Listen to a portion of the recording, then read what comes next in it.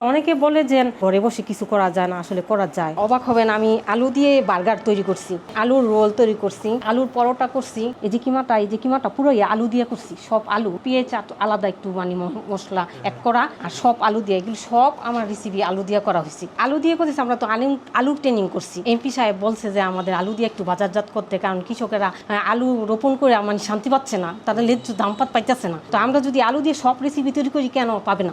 আলু আমাদের সবচার হয়ে গেলে আলু আর থাকবে না, আর কৃষকেরা ন্যায্য দাম পেয়ে যাবে, তাদের মুখে হাসি পড়বো। কাজ করার ইচ্ছা মানে আমার শখ ছিল খুব, যেন আমি মানে রান্না বান্না ঘরে এইভাবে করতাম। 5+ স্টার রেটিং প্রাপ্ত দেশের সর্বোচ্চ বিদ্যুৎ সাশ্রয়ী ও ইকো ফ্রেন্ডলি ওয়ালটন এসি।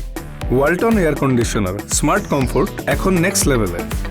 করার পর বলছি যে আমি সরকারিভাবে একটা ট্রেনিং করি। ট্রেনিং করার পরে নিজেদের আর্থিক অবস্থাও একটু ফিরানোর দরকার আছে, মানে সহযোগিতা ফ্যামিলির দরকার আছে, ভালো চলাফেরা ওরকম কিছু করার জন্য আমি নিজে করছি যে আমি নিজে করব। তাছাড়া আবার ছেলেও সম্মতি দিচ্ছে যে মা তুমি কাজটা করো, দোকান টোকান নিলে পরে আমরাও করতে পারবো। আমার এই যে ছোট ছেলে, ও বলছে যে তুমি করতে থাকো, পরে ডেলিভারি বা আমরা যা কিছু করতে তোমার সহযোগিতা করুন। আস্তে আস্তে এই কাজগুলো করতেছি। করার পরে আমি একটা দোকান নেওয়ার ব্যবস্থা করতেছি। তো দোকানটা আমার স্পেস থাকতেই ওরকম, যাতে আমার ওই জায়গায় বিক্রি হয়। প্রথমতে আমার ফ্যামিলি কেউ সাপোর্ট করে নাই, তো আমার ছেলেটা সাপোর্ট করছে। বলছে যে না তুমি তো সংসার করো, দেখেছে সন্তানের রান্না বান্না। তবে আমি যখন ফুড প্রসেসিং প্রিজারভেশন ক্লাস করতে যাই, আমার যখন বাইবাই হয়, তখন আমার মানে জল বসন্ত ছিল। তখন আমি বাইবাই আমি কাগজপত্র সব জমা দিয়েছি। জমা দেওয়ার পরে আমি অসুস্থ, ফোন আসছে।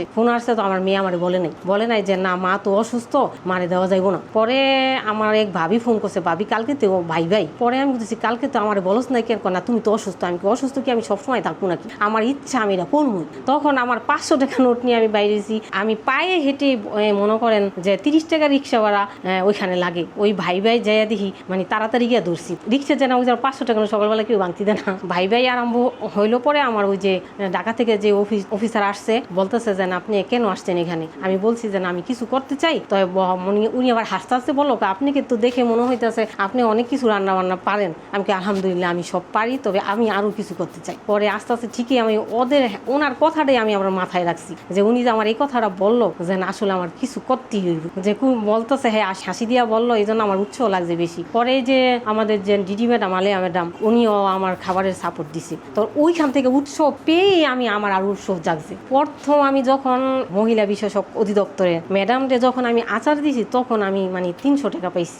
আর দ্বিতীয়বার আমার ম্যাডাম নাহিদা সুলতানা, উনি আমার আচার অর্ডার করলো, দেখি আপু আপনি কিভাবে আচার বানাইতে পারেন। তখন আচার বানাইছি মতো, তো তার শাশুড়ি নাকি আচারে মানে অনেক দক্ষ। শাশুড়ি বলছে তোমার স্টুডেন্টে 100% নাম্বার দিও, যে আচার খুবই ভালো হয়েছে। উনি আমাকে 300 টাকা দিছি। পরে আবার আমি বুটের হালুয়া সেল করলাম। পরে ওই অনুষ্ঠানে আমি আবার মহিলা ওইসব বিষয়ক অধিদপ্তরে আমি আমার অনুষ্ঠানে বুটের হালুয়া নিচ্ছি, সবাই খাওয়াইছি। সবাই সাপোর্ট করছে যে অনেক অনেক ভালো হয়েছে। ইচ্ছা যদি থাকে তাহলে মনে করেন ঘরে বসেই সবকিছু করা যায়। যেমন ধরেন আমার ফোন নাম্বার আছে, আমি ফোন দিয়ে তো সবার কাছ থেকে খবর নিতেছি যে আন্টি আমার এই অর্ডারটা দেন, এই রোলটা দেন। তো আমি তো ঘরে বসেই করতেছি। অনেকে বলে যে ঘরে বসে কিছু করা যায় না, আসলে করা যায়। আমি তো শুরু করছি এই ছোট্ট একটা রান্নাঘর দিয়ে। আল্লাহ তো চাইলে আমার একটা রেস্টুরেন্টও হতে পারে। আত্মবিশ্বাস যেমন আমি রান্না করে মানে দিচ্ছি, যেন অর্ডারটা সবাই খেয়ে বলছে না খুব ভালো হয়েছে, ওইখান থেকে আমার আরো উৎসাহ যাচ্ছে। এরকম করতে করতেই এখন আগাইতে চলতেছি আর কি।